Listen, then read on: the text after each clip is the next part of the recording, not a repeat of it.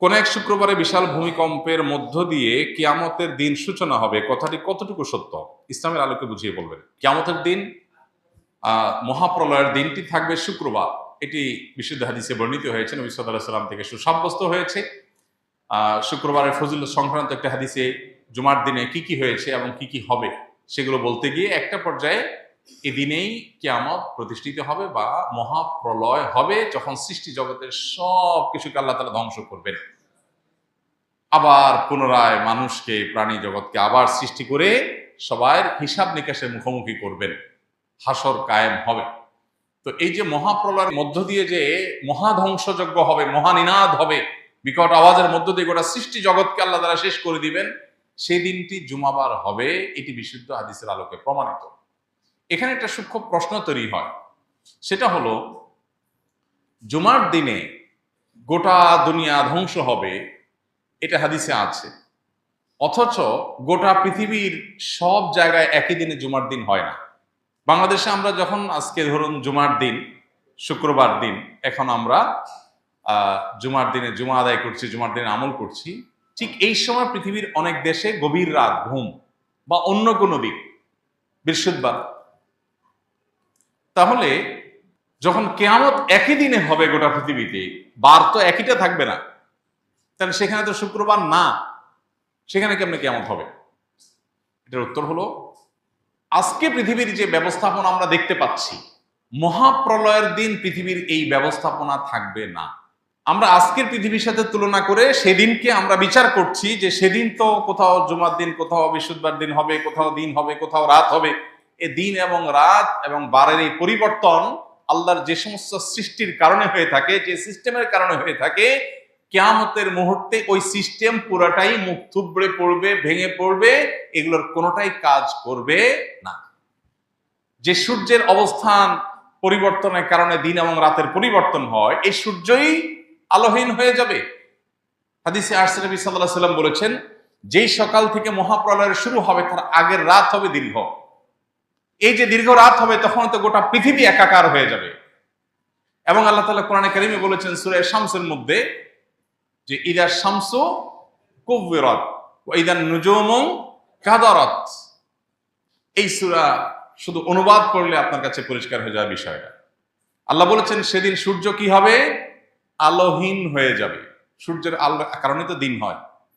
সূর্যের আলোই যখন থাকবে না, তারকারাজি যখন খসে পড়বে, চাঁদ, সূর্য এবং গোটা সৃষ্টি জগৎ, মহাকাশ এবং আপনার নৌমণ্ডল, ভূমণ্ডল সব যখন শেষ হয়ে যাবে এবং এগুলোর প্রিপারেশন যখন শুরু হবে, আগের রাতটা হবে দীর্ঘ, মানুষ অপেক্ষা করবে সকালের, কিন্তু ভোর আর হবে না।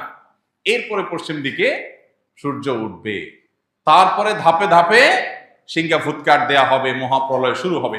তাহলে বোঝা গেল মহাপ্রলয়ের সেই সময়, সেই মুহূর্ত, সেটা আজকের পৃথিবীর যে সিস্টেম আছে এইটা হুবহু তখন থাকবে না, বরং তখনকার পৃথিবীতে আজকের সিস্টেম, যেটার উপরে দিন রাত নিরূপণ হয়, গোটা পৃথিবী যেভাবে আপনার এক এক অঞ্চল, এক একটা সময় আপনার আমরা পাই, এই পুরো সিস্টেমটাই তখন মুখ থুবড়ে পড়বে। অতএব এটার সঙ্গে মহাপ্রলয়ের সেই সময়কে তুলনা করা যাবে না।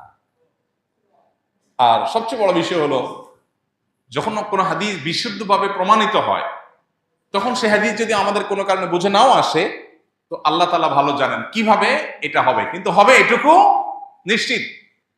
আমার বুঝে নাও আসতে পারে, না আসলেও আমার ঈমানের জায়গা হলো যে হাদিসে নবী সাল্লাল্লাহু আলাইহি ওয়াসাল্লাম বলেছে এটা হবে, তাহলে হবে। অনেক কিছুই তো আমাদের বুঝে আসে না। 1450 বছর আগে নবী সাল্লাল্লাহু আলাইহি ওয়াসাল্লাম অনেক কিছু বলেছে যেটা আমাদের বুঝে আসে না। কোরআনে আল্লাহ তাআলা বলেছেন যে ওয়াল বিগালা ওয়াল হামিরা লিতারকাবুহা ওয়া জিনা। একটা পর্যায়ে আল্লাহ তাআলা বলেছেন ওয়া ইয়াখলুকু মা লা তা'লামুন। আর এই যে গাদা, খচ্চর, যেগুলো তোমরা বাহন হিসাবে এগুলোকে গ্রহণ করছো, এগুলো দিয়ে তোমরা চলাফেরা করছো। দেখুন, তখনকার পৃথিবীতে গাদা, খচ্চর, ওট, ঘোড়া, এই তো, এছাড়া তার বাহন ছিল না। এগুলো দিয়ে মানুষ চলতো, নৌকা দিয়ে মানুষ চলতো। আল্লাহ বলছেন বাহন হিসাবে আরো অনেক বাহন সৃষ্টি হবে যেটা তোমরা জানো না। এখন সেই বাহন, বাস, ট্রাক, বিমান, বিভিন্ন রকমের বাহন তৈরি হয়েছে, কেউ নেই। 1450 বছর আগে আল্লাহ তাআলা যখন এই আয়াত নাজিল করেছেন, তখন কি সাহাবীদের কাছে এটা পরিষ্কার ছিল? তারা তো দেখছেন যে ঘোড়া, গাদা, খচ্চর, ওঁট, এই তো নৌকা, এগুলাতে তো মানুষ চড়ে, এগুলোই তো বাহন। আল্লাহ বলছেন ওয়ায়াখলুকু মা লা তা'লামুন, আরো অনেক বাহন তৈরি হবে, আল্লাহ সৃষ্টি করবেন মানুষের মাথায় সে বুদ্ধি, বিবেচনা, জ্ঞান দিয়ে পৃথিবীতে বহু বাহন আরো হবে যা তোমরা এখন জানো না। এরকম কোরআনের বহু বিষয় যখন নাজিল হচ্ছে তখন বুঝে আসে নাই। সাহাবীরা তো বলে নাই, না মাথায় ধরতেছে না, মানলাম না, তা তো বলেন নাই। অতএব কোরআন বা সুন্নাহ যদি কোনো কিছু বলে, সেটা যদি কোরআন সুন্নাহর কথা হিসাবে সুসাব্যস্ত হয়, তাহলে সেটা ক্লিয়ার, আমার বুঝে আসুক বা না আসুক। আল্লাহ আল্লাহ।